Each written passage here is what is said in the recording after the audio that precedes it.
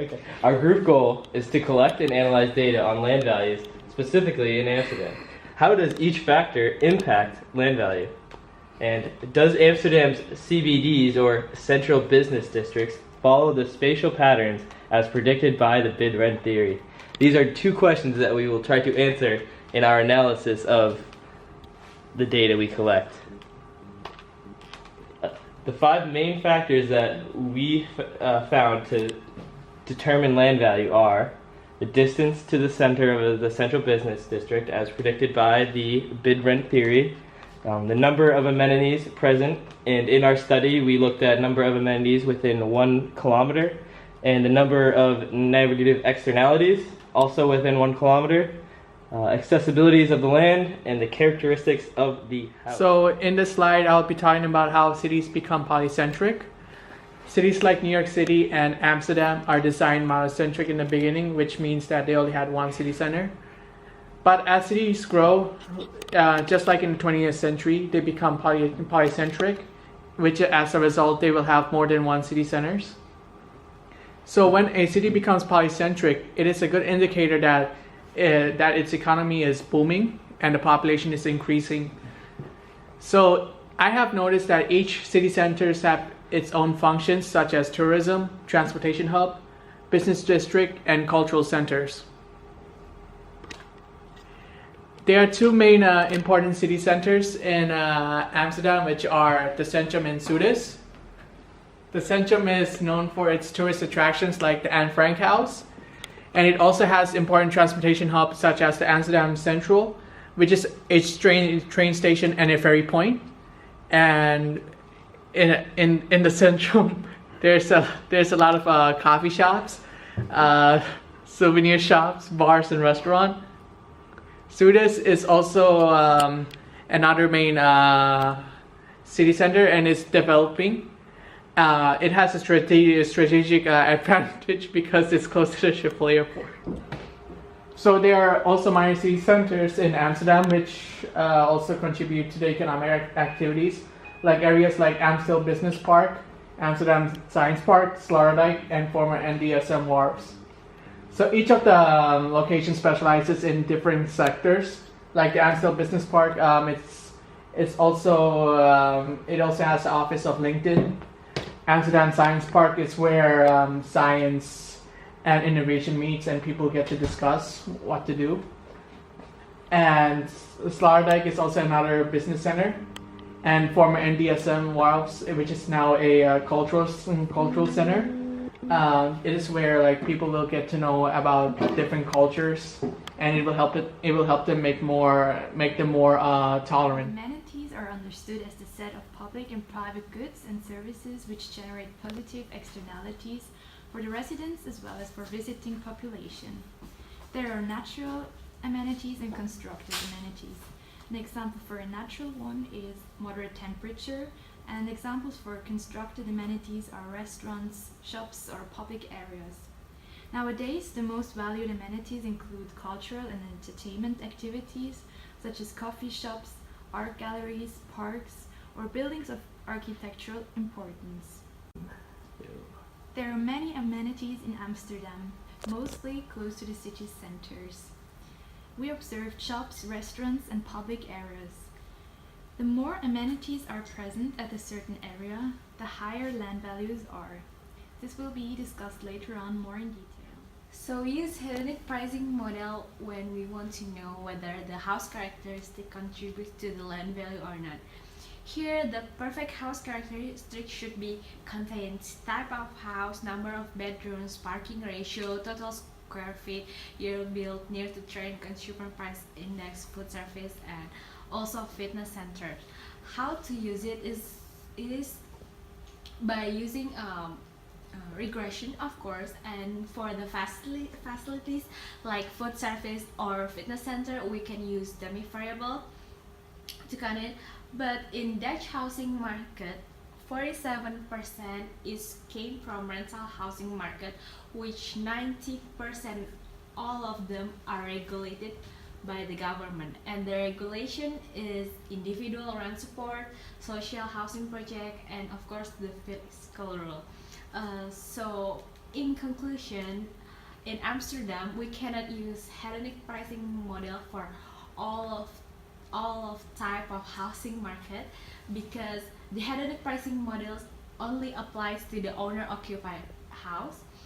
And the type of house that we also considered in Amsterdam, of course, the historical buildings, because the more it gets older, the higher the land value it will be.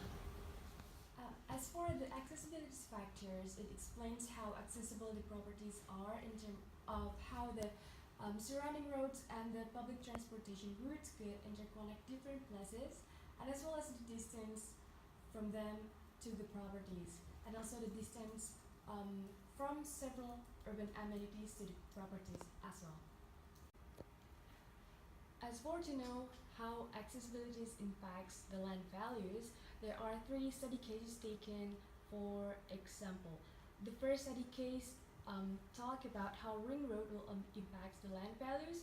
The second study case is analyzing how the access to public services units impacts the land value, and the last study cases talks about how transport accessibility impact to the land value.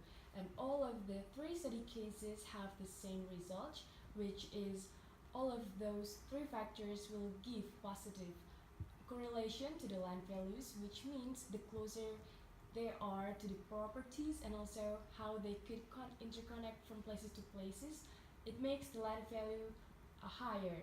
And the correlation between them could be explained in the graph, which land values will be affected by the accessibilities, and accessibilities has 2 factors. The first factor is the distance to certain places, such as religion institutions, schools, or entertainment places, and the second factor is the surrounding interconnected transportation access. The explanation of why accessibilities have impacts to the land prices is explained in the first formula here. It is a hedonic price formula where the price of a land is determined by several factors such as property factors, location factors, and transportation.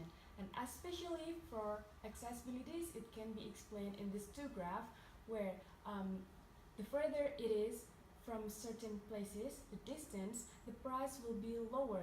And that graph could be explained more with the second graph, which it explains why if the distance is further, the cost of the land will be lower. It is because the more distance it is from certain places, the commuting cost will be higher. So that is a trade-off between the commuting cost and the land value. However, as we can see here in the map, those theories doesn't apply on the areas near the CBD, because the accessibilities of the land in the CBD's area are so high that it has no impacts to the land values. So the other factors that will impact the land values in the areas near the CBD area will be the other factors such as the externalities, urban amenities, or house characteristics. And this is the condition of Amsterdam, showing the relationship between land values and network infrastructure in Amsterdam. The left map is about the land values in Amsterdam, and the right map is about the network infrastructure in Amsterdam. As it can be seen, it has kind of similar pattern between the land values and the network infrastructure, where the places with high values of land has kind of crowded network infrastructure. So it can be taken as conclusion that land values in Amsterdam is impacted by the network infrastructure. So Amsterdam has follows the theory for the accessibilities. Externalities are outcomes which are borne by the system external to the agent doing the activity. Externalities can exist in both positive externalities and negative externalities. Negative externalities are things such as overcrowding, congestion, long wait lines, pollution, traffic, noise, etc., a bunch of other things. Positive externalities can be clean air from parks, education, gardens. there are many other positive side effects from someone else's actions. So this is the regression results for our regression analysis ran on the following variables. We looked at the number of negative externalities, number of amenities, and the distance to the central business district. The results were as follows. The number of negative externalities had a coefficient of negative 65, which translates into a negative relationship on land value. With a 1 unit increase of number of negative externalities, you would see a negative €66 decrease in the price of the land value. For number of amenities, we have a coefficient of 127, which means that with 1 increase of a unit of amenities, you would see a 127 increase in value of the land.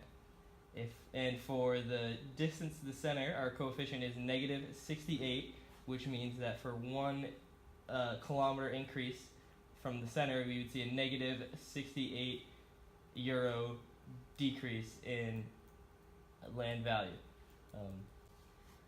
These results are not significant due to the large number of factors that go into determining land value, but for this particular study, it is nice to show that the number of negative externalities has a negative relationship. So with more negative externalities, you would see a decrease in price.